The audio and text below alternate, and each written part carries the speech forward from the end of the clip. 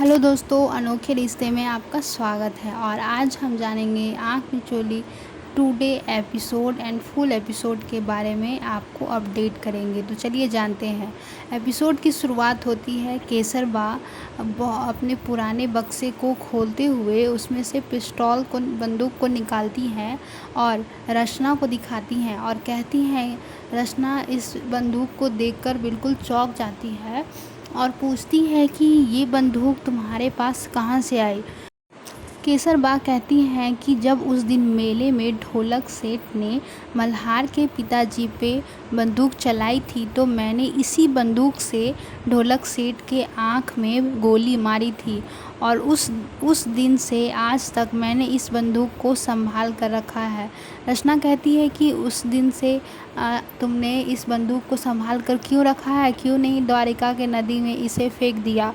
तो केसर बा कहती है कि फेंक देती, पर मुझे एक डर था कि कहीं ढोलक सेठ मेरे बच्चों को कुछ नुकसान पहुंचाएगा तो मैं क्या करूंगी। पर अब मुझे कोई भी डर नहीं है क्योंकि मेरे घर में दो आईपीएस ऑफिसर है।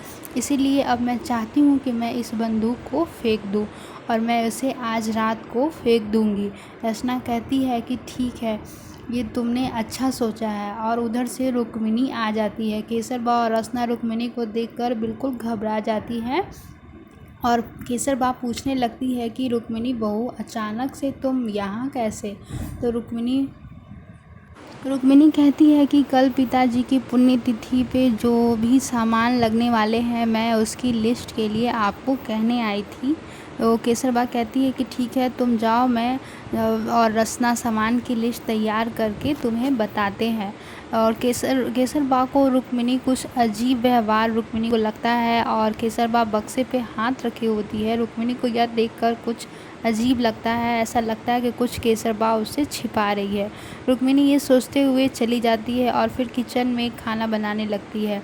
उसी वक्त केसर बा आती है और पुण्यतिथि की सामान की लिस्ट रुक्मिणी को बताती है और केसर बा रुक्मिणी को सामान की लिस्ट बताकर जा रही होती है। तभी रुक्मिणी केसर बा से कहती है कि मल्हार की बंदूक नीचे गिरने वाली है बा, आप उसे उसकी जेब में रख दें। केसर बा बहुत ही घबरा जाती है क्योंकि वह बंदूक कर उनके हाथ कांपने लगते हैं और वह धीरे धीरे जाने लगती है। यह सब देखकर रुक्मिणी को बहुत शक होता है और सोचने लगती है कि बा ऐसा क्यों बिहेव कर रही हैं। और फिर केसर बा को रुक्मिणी कहती है कि बा बंदूक को जल्दी से रखिए वरना नीचे गिर जाएगी।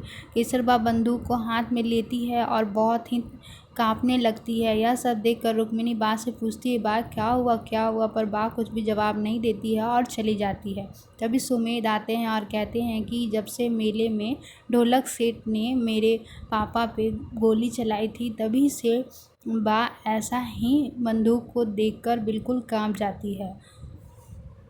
इतना कहकर सुमेध अपने कमरे में जाते हैं और कुछ सामान ढूंढने लगते हैं। तभी रुक्मिणी की माँ की फाइल उन्हें दिख जाती है और वो देखते हैं कि केसर बा को अपनी माँ का कातिल बताया है। यह सब देखकर सुमेध बहुत ही शॉक्ड हो जाते हैं और फिर वह रुक्मिणी को ढूंढने लगते हैं। उधर रुक्मिणी केसर बा के रूम में तलाशी ले रही होती है। तभी सुमेध वहां पहुंच जाते हैं और रुक्मिणी को हाथ पकड़कर खींचते हुए कमरे में ले जाते हैं और कहते हैं कि आपकी हिम्मत कैसी हुई केसर बा के रूम में तलाशी लेने की।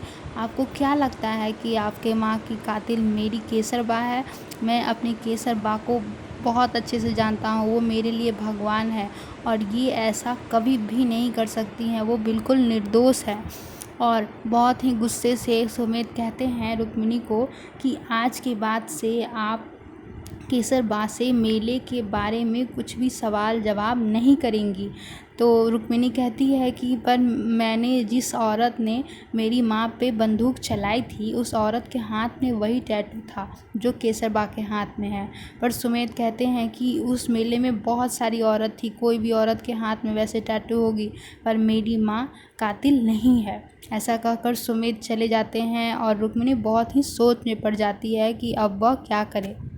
रात का समय हो रहा होता है और केसरबा चोरी छिपे बंदूक को फेंकने के लिए जा रही होती है। वह बंदूक को किसी एक आदमी को दे देती है और कहती है कि तुम्हें पता है ना क्या करना है, और वह घर के अंदर चली जाती है। तभी रुक्मिणी केसरबा को ऐसा करते हुए देख लेती है और वह उस आदमी का पीछा करते हुए उसे जोर से जब उस आदमी को मारती है तो उसके हाथ से कुछ सामान गिरता है। तो रुक्मिणी उस सामान को देखती है तो उसमें एक बंदूक होता है जो कि बहुत ही पुराना होता है।